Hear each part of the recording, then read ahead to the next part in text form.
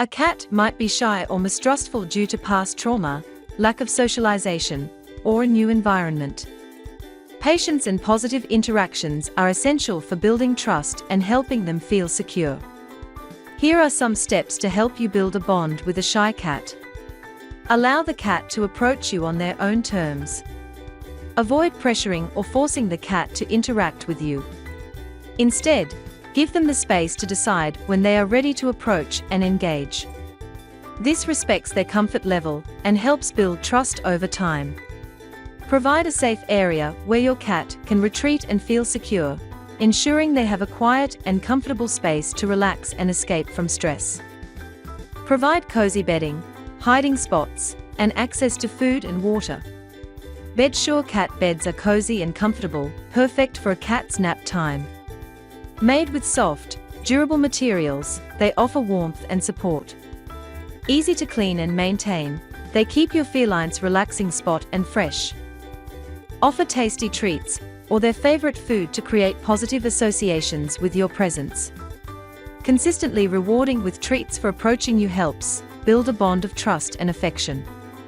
Temptations mix-ups crunchy and soft cat treats are desirable to cats. Just shake the pack, and they will come running.